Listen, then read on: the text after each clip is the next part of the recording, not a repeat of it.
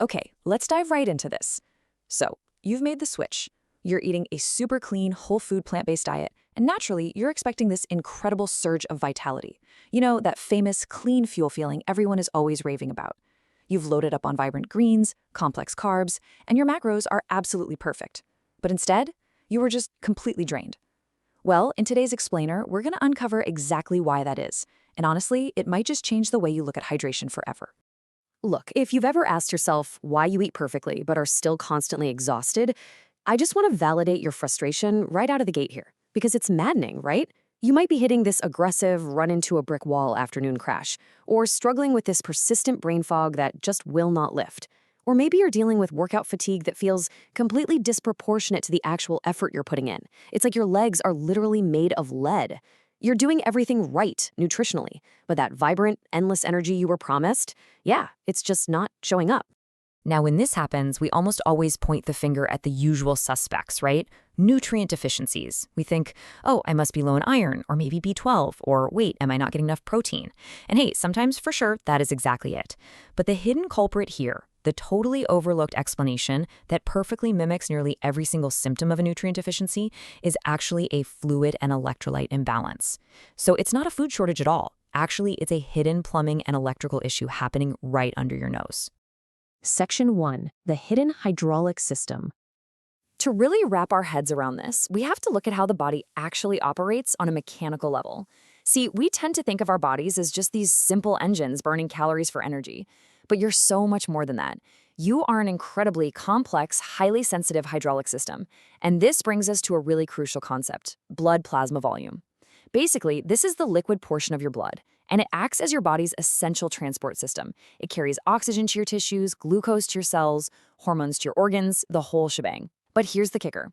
When you are even mildly dehydrated, this liquid transport system literally shrinks. Your blood volume drops. And suddenly, your poor heart has to work overtime, pumping faster and harder just to maintain basic circulation. And let me tell you, that alone is a massive energy drain. And when that transport system is broken, your body reacts instantly. Let me ask you, do you ever experience random fatigue or get a little dizzy when you stand up too fast? How about exercise intolerance, brain fog, or even chronically cold hands and feet? Actually, that coldness happens specifically because your body is frantically constricting the blood vessels in your extremities just to keep the core blood volume up where your vital organs are. So you might be eating plenty of calories. That high-quality plant-based fuel is absolutely in your system.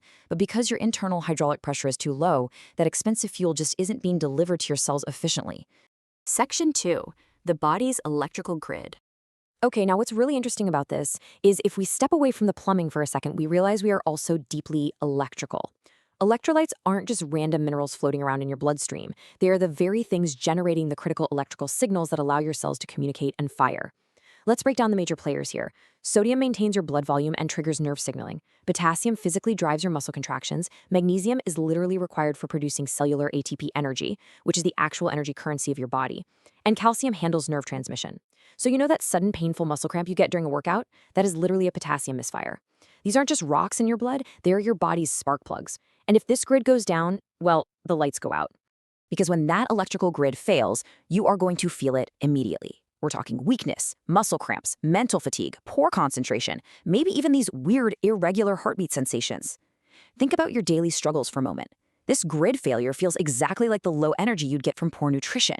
Your brain misinterprets the physical signal and instantly tells you, hey, I must need to eat more food, even when your diet is absolutely flawless. But you don't need more fuel, right? You just need to plug the grid back in so the current can actually flow. Section 3. The plant-based sodium trap. So why are active, highly health-conscious, plant-based eaters uniquely vulnerable to this specific trap? Well, here is the reality of eating a clean, whole food plant-based diet. On one hand, it's naturally incredibly rich in potassium, which is absolutely fantastic for your heart and your blood pressure. But on the other hand, it's often very low in processed sodium. And if you're actively avoiding salt to be healthy, because let's face it, for decades we've been told salt is the ultimate enemy, this becomes a major double-edged sword.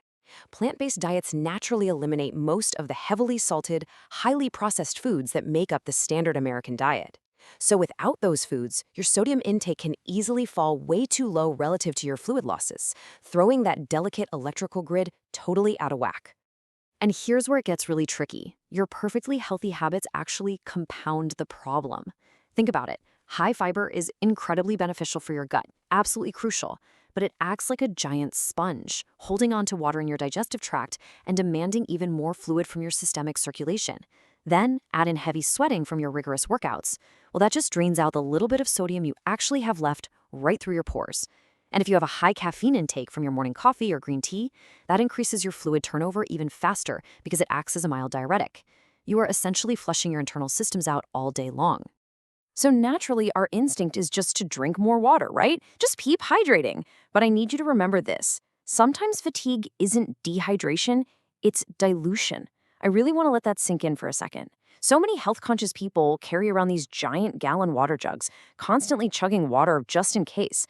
But if you are drinking excessive plain water without replacing your electrolytes, you are just diluting your already low sodium levels. This creates a state called hyponatremia, further disrupting your fluid balance. You are literally watering down the battery fluid your nervous system needs to run. No wonder you're tired. Now, I do want to quickly touch on something you've probably seen heavily discussed online. There are a lot of people out there blaming this exact type of exhaustion on something called adrenal fatigue. Now, impartially speaking, and just looking purely at the medical literature, adrenal fatigue isn't actually a recognized medical diagnosis. The label itself is inaccurate. However, and this is important, chronic stress absolutely does affect your physiological fluid retention and your sodium balance. When you're stressed out, your body burns through minerals at an accelerated rate. So the stress-induced symptoms you're feeling, those are incredibly real, even if the popular internet label kind of misses the mark on the underlying mechanism. Section 4. Fixing your fluid balance. Let's move to the solution and see how this builds into an actionable plan, starting with diagnosing the problem. I want you to actively self-assess against a few key red flags here. Do you have brain fog that mysteriously improves right after you drink some fluids and minerals? Almost like a light switch flipping back on in your head? Do you get these dull, throbbing headaches late in the day? Are you dealing with dark urine? Or maybe you notice your heart pounding in your chest when you stand up quickly. By the way, that pounding heart is actually your body desperately trying to push low-volume blood up to your brain against gravity. So if you're nodding your head right now, your exhaustion is very, very likely a hydration and electrolyte issue, not a caloric one. Okay, so here is your simple framework to restore your body's hydraulic and electrical balance. Step 1, be intentional and replace your sodium after a heavy sweat. Seriously, don't be afraid of a little salt to restore that vital blood volume. Step 2, keep eating those amazing potassium-rich foods like potatoes and beans to drive your muscle contractions. Step 3, adjust your fluid intake to your actual activity level. Scratch the idea that you need to blindly chug water all day long. And step 4, monitor your urine. You're aiming for a pale yellow color, not totally clear like tap water. It's a super simple, incredibly effective checklist to get your internal systems humming again. Which leaves us with the ultimate question of this explainer. The next time you feel completely drained while sticking to your perfectly healthy diet, I really want you to ask yourself, are you actually missing more protein, or are you just missing your electrical balance? Sometimes the missing piece isn't another expensive supplement or some completely new restrictive diet plan. It's really just about restoring the basic hydraulic spark that your body naturally depends on. So try balancing your electrolytes, match your fluids to your output, and just watch that vibrant plant-powered energy finally show up.